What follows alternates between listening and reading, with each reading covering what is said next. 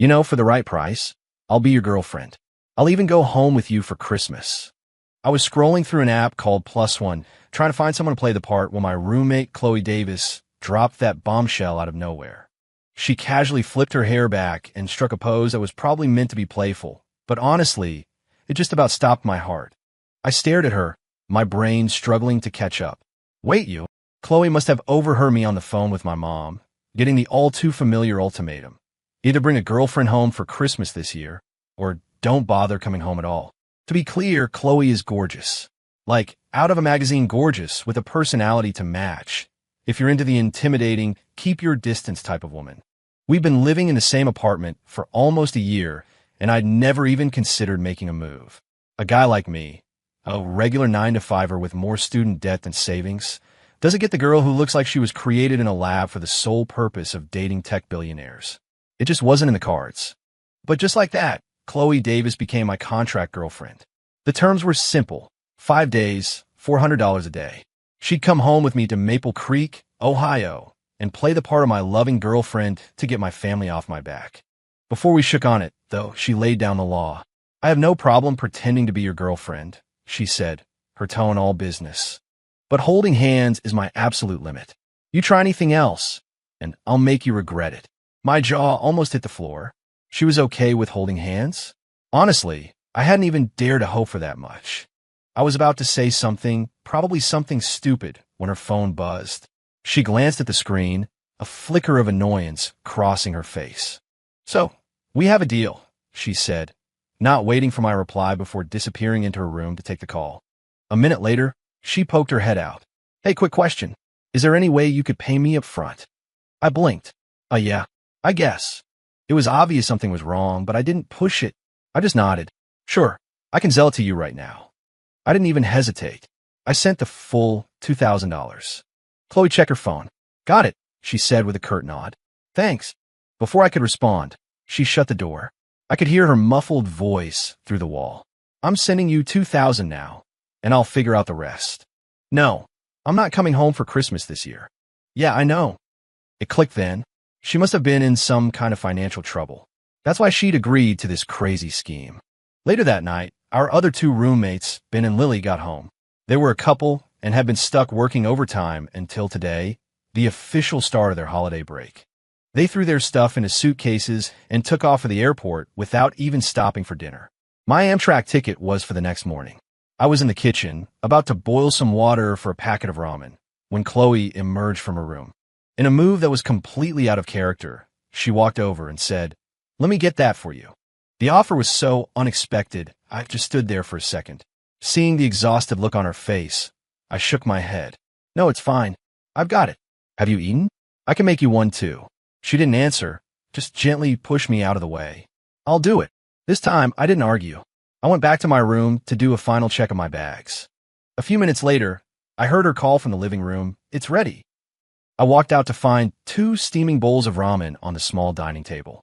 She'd even sliced up a hot dog and dropped an egg in each one. She was already sitting down, phone in hand, typing furiously. I sat across from her.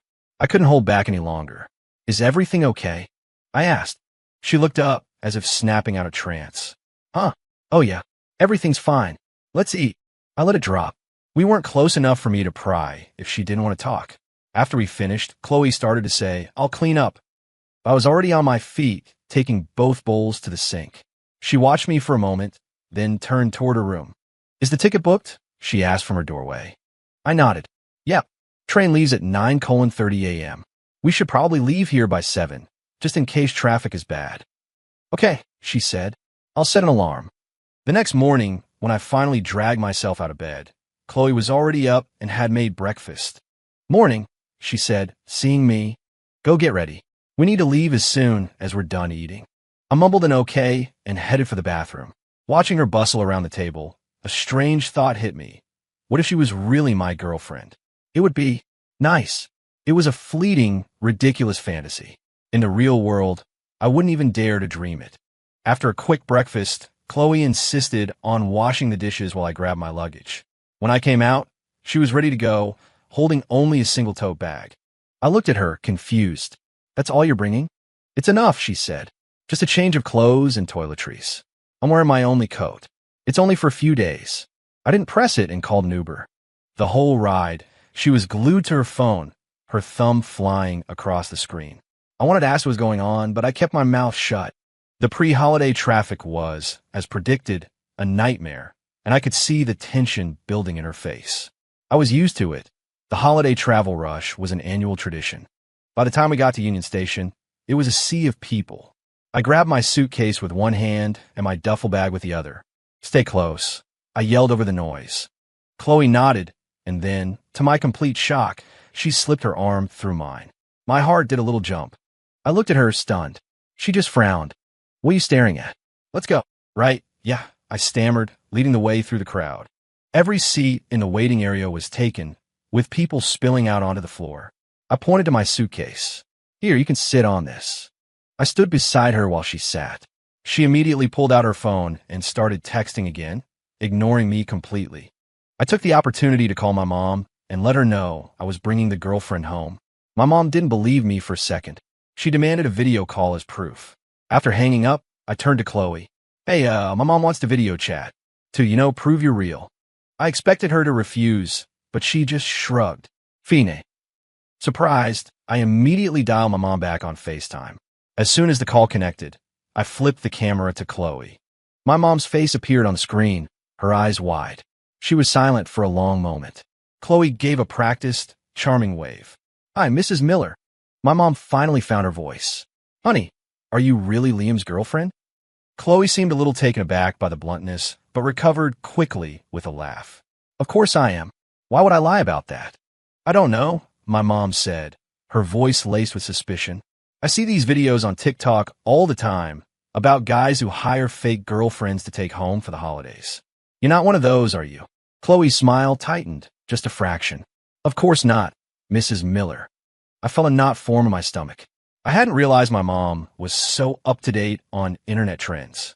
"So what do you see in my Liam?" my mom pressed on. Chloe's eyebrows drew together. "Mrs. Miller, he's your son. Don't you have any faith in him?" "I have faith that he can get a girlfriend," my mom retorted. "It's a girlfriend who looks like you that makes me suspicious." "Well, I can assure you, I'm the real deal," Chloe said smoothly. But my mom wasn't done. "Listen, honey, I just want you to know we aren't rich. We don't have some big company. His father and I are just regular people. There's no big inheritance waiting for him."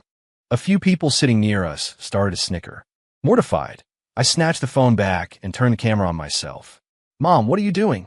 "Liam, you need to be honest with this girl," she said, completely serious. "She needs to know we're a simple family." "I know, Mom, I know. We'll talk when we get there," I said, rushing to end the call before she could say anything else. After I hung up, I noticed several people nearby were staring at us. I could read the disbelief in their eyes. Even strangers didn't buy that Chloe was my girlfriend. I managed a weak, embarrassed smile. Just then, Chloe seemed to sense my discomfort. She leaned in and said, loud enough for those around us to hear, "Babe, I'm thirsty. Did you bring any water?" The word babe jolted me. It took me a second to realize she was helping me save face. I quickly pulled a bottle of water from my bag and handed it to her, giving her a grateful look. She just gave a slight shrug and went back to her phone. The onlookers seemed to lose interest, shaking their heads with expressions that clearly screamed, "That guy is punching way above his weight." Soon, we boarded the train. After finding our seats, I let Chloe take the window and I sat on the aisle. Throughout the ride, I caught people giving us strange looks, and it started to get on my nerves. But then I remembered that even my own mother didn't believe me, so why would anyone else? For the next 4 hours, Chloe barely said a word, her attention fixed on her phone. Finally, I had to ask, "Is everything okay at home? Me dragging you to my family's Christmas isn't causing any problems, is it?" She finally looked up from her phone and shook her head. "It's fine. I told my family I wasn't coming home this year." I nodded slowly. "Well, if you need anything, just let me know. I know we're just, but if I can help, I will." She looked at me for a long moment before nodding. She didn't say anything else, just asked how much longer until we arrived. "About half an hour," I told her. "Then it's a 1-hour bus ride from the station." "Okay," she murmured. "I'm going to close my eyes for a bit." "Sure," I said. "I'll wake you when we get there." She said nothing more, just leaned her head back and closed her eyes. A few minutes later, I felt a gentle weight on my shoulder. I glanced over and saw that she had slumped against me, fast asleep. I sat perfectly still, not wanting to wake her. I could smell the faint, clean scent of her hair, and it sent a pleasant flutter through my chest. When we arrived, I gently woke her. She realized she was leaning on me, but didn't make a big deal out of it, just rubbed her eyes and followed me off the train. We squeezed onto a crowded bus, and an hour later, we were in my hometown. My parents own a small supermarket right on the main street of our town. It was just a short walk from the bus stop. When we walked in, I stopped in my tracks. The store was packed with relatives. The moment they saw me, they rushed forward. Not towards me, but straight for Chloe. We both froze, completely unprepared for the ambush. My aunts and uncles swarmed her, their voices a chorus of welcoming questions. One asked if she was tired, another if she was hungry. My younger cousin stared at Chloe for a long time, then at me, then back at Chloe. So, he said, "What exactly do you see in my cousin? His family isn't sitting on some secret fortune, you know?" Chloe laughed, a bright, easy sound. "I just love how good he is to me." My cousin looked utterly baffled. He pulled me aside. "Dude, seriously, does she have a sister? Or a friend?" With that line, I shot back. "Even if she did, you wouldn't have a chance." My mom finally intervened, shooing the relatives away from Chloe. "All right, everyone, give the girl some space. Don't scare her off." Chloe just smiled graciously. "It's okay, Mrs. Miller. Everyone is so nice." My mom beamed and pulled out a Christmas card, pressing it into Chloe's hand. It was thick with cash. Chloe stared at the card, stunned. "Oh, Mrs. Miller, I couldn't possibly," she said, trying to hand it back. "Nonsense," my mom insisted. "Unless what I said on the phone was true, and you're just pretending. This is her first time meeting the family. Of course she gets a gift. It's tradition." Trapped, Chloe had no choice but to accept the card. I watched from the side, saying nothing.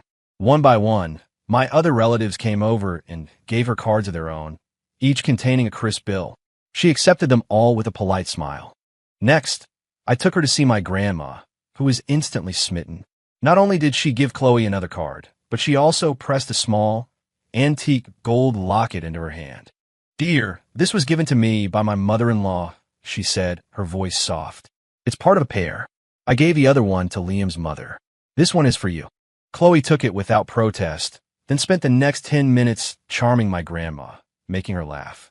When I finally managed to escape and take our luggage upstairs, I found my room had been redecorated.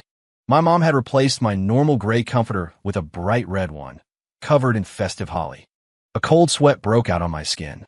Chloe followed me into the room, and her eyes widened at the sight of the bed. She leaned in and whispered, "We agreed, Liam. Holding hands, and that's it. I'll give you back all this cash and the locket when we get back to Chicago."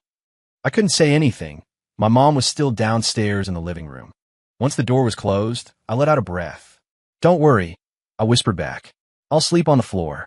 Chloe nodded, relieved, and started to look around my room.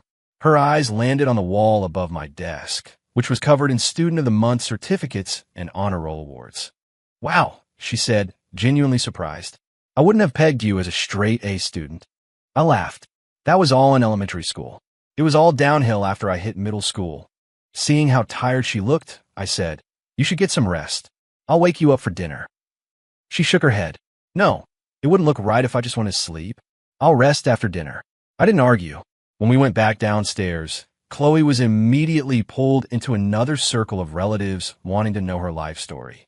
My dad motioned for me to join him in his office. "So, Liam," he said, closing the door, "is this one serious?" I shrugged, trying to act casual. "We're just seeing where it goes, you know." He gave me a look. "Don't get cocky. If you're with her, you'd better treat her right." "I will, Dad. Don't worry," I said. My heart sank a little. This girlfriend was on a contract that expired in a few days. Dinner was a full house. Everyone at the table was competing for Chloe's attention, and she handled it like a pro. She answered every question, laughed at every joke, and acted so convincingly that for a moment, even I forgot it was all an act. Seeing her so at ease, I finally started to relax. After dinner, the relatives started to leave. "Mom," I said, "Chloe's exhausted. I think we're going to turn in early." My mom's eyes lit up. Of course. You two go on up. Don't worry about a thing down here." I meant she's tired, I clarified. I'm not. But she was already herding us toward the stairs. You sat on a train all day. How could you not be tired? Go rest. Before I could protest further, she had pushed us both into my room and closed the door behind us. I quickly locked it and went to the closet to get some extra blankets to make a bed on the floor. But when I opened it, the shelves were completely empty. Not a single spare pillow or blanket. I stood there dumbfounded. What was I supposed to do now? Chloe, seeing the empty closet and the look on my face, whispered, "You don't think your mom did that on purpose, do you?" Hearing her say it, I knew it was true. My mom was already suspicious. This had to be another one of her tests. She was trying to force our hand, to turn this fake relationship into a real one. Just as panic began to set in, Chloe sighed. "Well, at least there are 2 blankets on the bed. I guess. You can sleep on the bed. We'll each take one." I couldn't believe my luck. "Really? But," she added, pointing a finger at me, "if you try anything funny during the night, don't think I'll go easy on you." "You have nothing to worry about," I said quickly. "Besides, you know where I live. It's not like I could get away with it." She nodded, then seemed to realize what she'd implied. "You couldn't get away with it anyway." I just smiled. "I know. I won't." Truthfully, I was exhausted. I started to pull off my sweater, ready to sleep. "What are you doing?" Chloe asked, staring at me. "Going to bed," I said, confused. "What else would I be doing?" She rolled her eyes. "You're going to sleep just like that?" I was genuinely baffled. How else am I supposed to sleep? Is there some special holiday ritual I'm missing? "Go take a shower," she hissed. "You've been traveling all day." I blinked. Back in Chicago, I went to bed like this all the time. I wanted to point out that we weren't even sharing the same blanket, but I knew it would be a losing battle. I grabbed some clothes and headed to the in-suite bathroom. When I came out, Chloe went in with her things. I got into bed and listened to the sound of the water running, my mind wandering to places it definitely shouldn't. She emerged a few minutes later in a pair of silk pajamas, her hair damp and wrapped in a towel. It wasn't the first time I'd seen her after a shower, but back at our apartment, she always went straight to her room. Tonight, she was here in my room, and the air was suddenly filled with the scent of her shampoo. I swallowed hard. She paid me no mind, plugging in a hairdryer and starting on her hair. I lay there, propped up on my pillows, just watching her. The warm air from the dryer seemed to carry her scent directly to me, and it was driving me crazy. I couldn't help but fantasize. If she were really my girlfriend, would every night be like this? Suddenly, she caught me staring in the mirror. "What are you looking at?" I felt my face flush. "Nothing," I said, shaking my head a little too quickly. She turned around and gave me a long, searching look. "Liam, don't get any ideas. This is fake, remember?" Her words burst my happy little bubble. Annoyed, I flopped back onto the bed. Yeah, I know. I am tired. I'm going to sleep." She watched me for another moment before turning back to the mirror. When she was done, she climbed into bed, keeping a careful distance, and started scrolling through her phone. The scent of her perfume was intoxicating, and my mind was a jumble of conflicting emotions. I wanted this to be real so badly, but I didn't dare do anything to jeopardize our fragile arrangement. I glanced over and saw her typing a message on WhatsApp. "How's Mom doing today?" A reply came back almost instantly. "The doctor wants to keep her for a few more days of observation." "Don't worry, sis." My heart clenched. So her mom was sick. That's why she needed the money. As I was processing this, Chloe turned her head and saw me looking at her phone. She immediately locked the screen. "What do you think you're doing? It's rude to read other people's texts." I sat up. "I'm sorry, I wasn't trying to. I just happened to see it when I looked over." She huffed and turned away. I hesitated, then asked, "What's wrong with your mom?" She looked at me over her shoulder, her expression cold. "It's none of your business." Her words felt like a slap in the face. She was right. What was it to me? Who was I to her? Still, I couldn't let it go. "I wasn't trying to pry," I said softly. "I just wanted to say, if you need anything, you can tell me." She let out a short, humorless laugh. "What good would that do?" "I need money. Do you have any?" Her question was a challenge. "How much?" I asked without thinking. Chloe just looked at me, a flicker of something unreadable in her eyes. "Forget it," she said, turning away again. "This is my family's problem. You don't need to get involved." I persisted. "We may not be a real couple, but we've been roommates for a year. Friends can care about each other, can't they?" She didn't answer, just lay there with her back to me, silent. Is your mom sick? I asked quietly. She took a deep breath. Yes. Is it serious? Yes. Does it require a lot of money? Yes. I didn't ask any more questions. I just lay there, my mind racing, trying to figure out a way to help her. I don't know how long I stayed awake just staring at her back, but eventually I drifted off. The next morning, Christmas Eve, I woke up to find her side of the bed empty. I quickly threw on some clothes and went downstairs, but she wasn't in the living room. I found her outside the supermarket, helping my mom sort vegetables. The two of them were laughing and chatting like old friends, and the sight made my heart ache with a strange mix of hope and sadness. My mom spotted me. Look who's finally awake, she called out. Chloe's been up for hours, you lazy bum. She gave me a sly, knowing wink. I knew exactly what she was thinking. Chloe glanced at me and quickly came to my rescue. He was exhausted from carrying all the luggage yesterday. He fell asleep as soon as his head hit the pillow.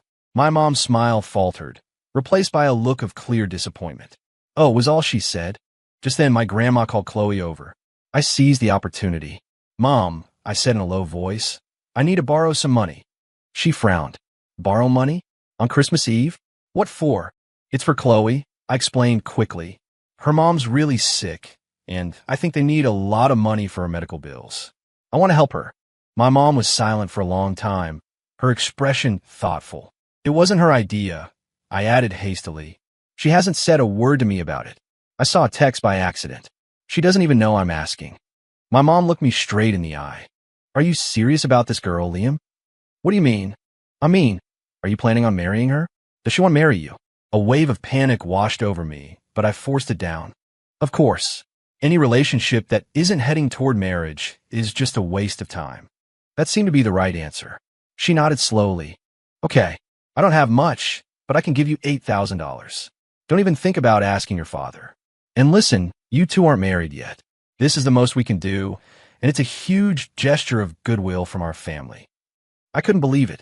I threw my arms around her and gave her a loud kiss on the cheek. Mom, you're the best. You really are. She pushed me away, but she was smiling. Oh, so if I'd said no, I wouldn't be. You're my mom, whether you lend me the money or not. I grinned. In that case, I'm not lending it, she teased. What? No, you have to. I pleaded. She grumbled playfully, then went inside the store. I thought she was joking, but she came back out with her bank card and pressed it into my hand. Just don't forget your old mom once you have a wife, you hear? I gave her another kiss. Mom, this is a loan. I'll pay you back, I swear. I started to walk away, but she grabbed my arm. Liam, the money is for Chloe, but you need to be clear with her. You're not married yet. This is a loan to her family, and they need to be the ones to pay it back. I hadn't even thought about that. I just nodded eagerly. Got it.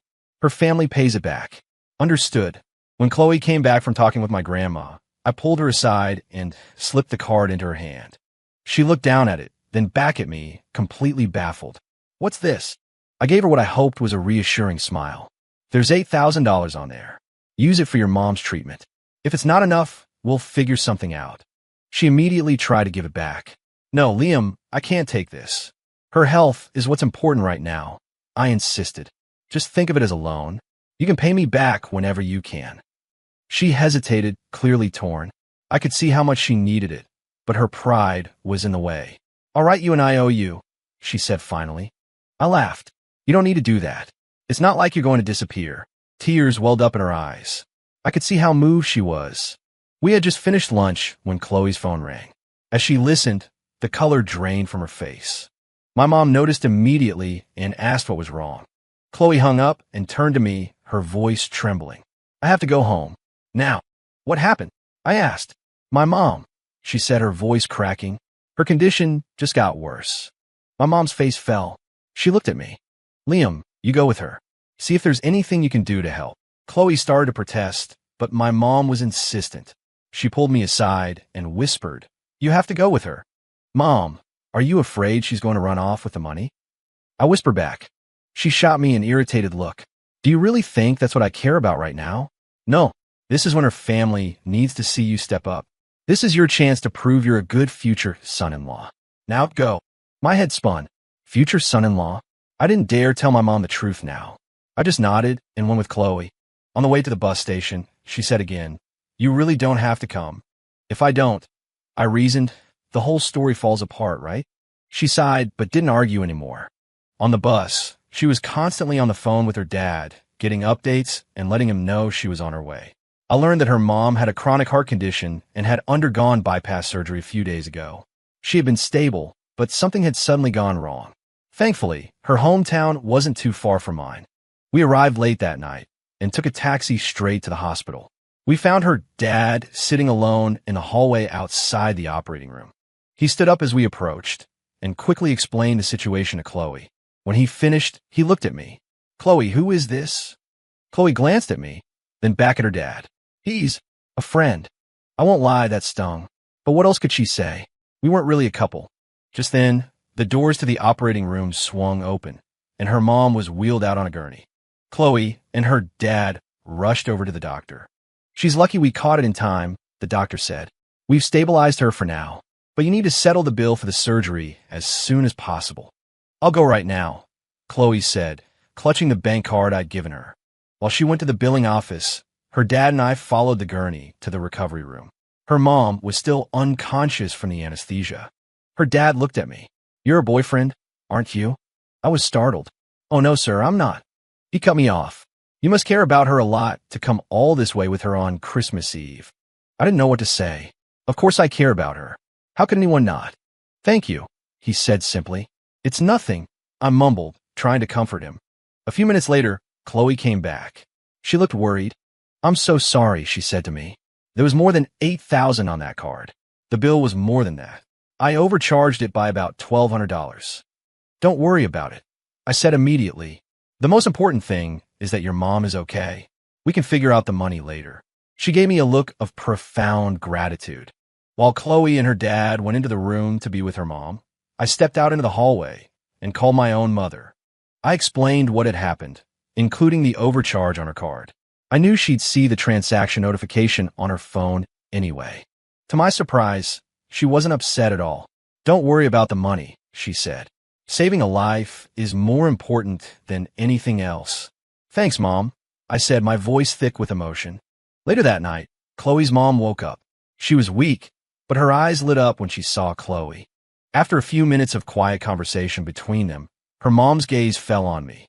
"And who is this?" Before Chloe could answer, her dad jumped in. "That's Chloe's boyfriend." Chloe and I both froze. She opened her mouth to correct him, but then she saw the look of pure relief and happiness on her mother's face.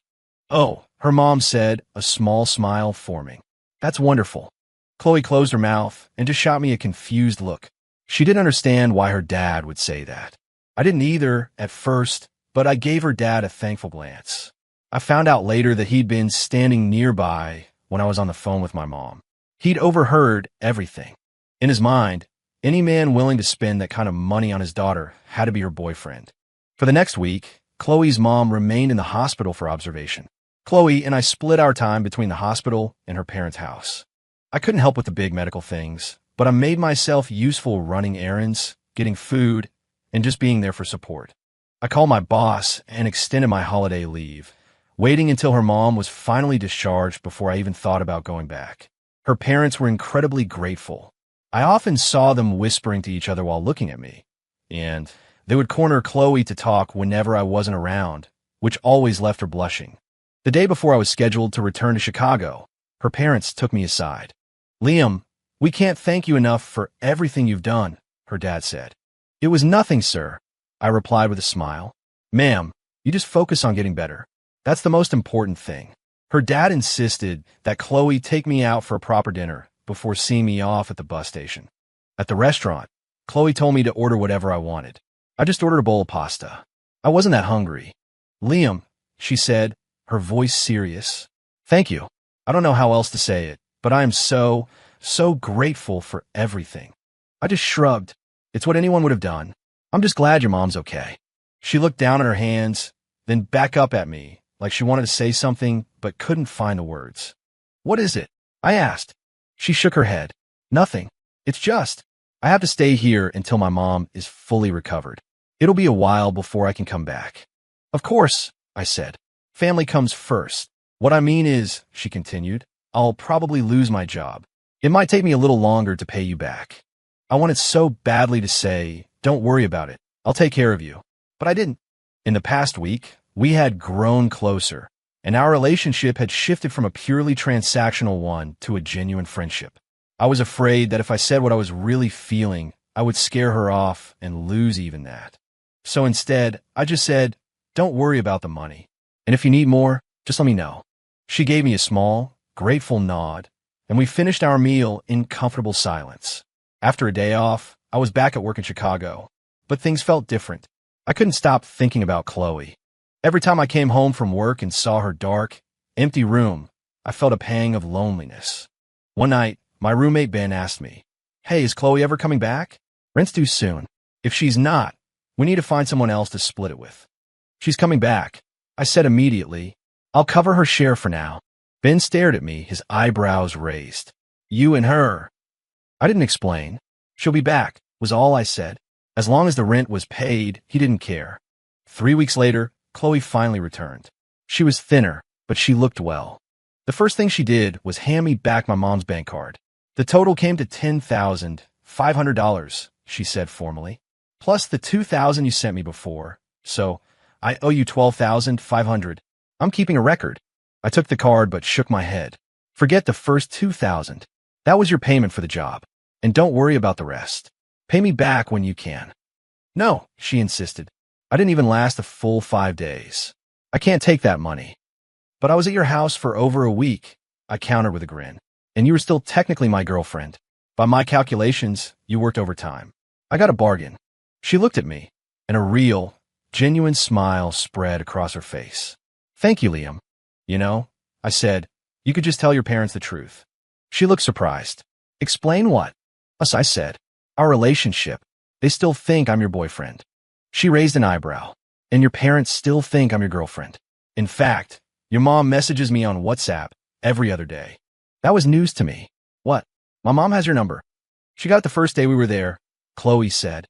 "So, when are you going to explain things to your mom?" I ran a hand through my hair. I don't know how to bring it up." "And you think I do?" she retorted. "So what do we do?" I asked, completely lost. She looked at me, a challenge in her eyes. "You're the man. You're supposed to figure these things out, aren't you? Or am I supposed to handle this too?" I felt a headache coming on. How am I supposed to solve this? I can't tell the truth, but I can't keep lying either. She rolled her eyes. "That's your problem to solve. Whatever you decide, I'll back you up. I'll follow your lead completely." A reckless idea popped into my head. "So, if I were to suggest we just make it real, you go along with that?" Chloe looked at me, a slow, mysterious smile spreading across her lips. "How do you know I wouldn't?"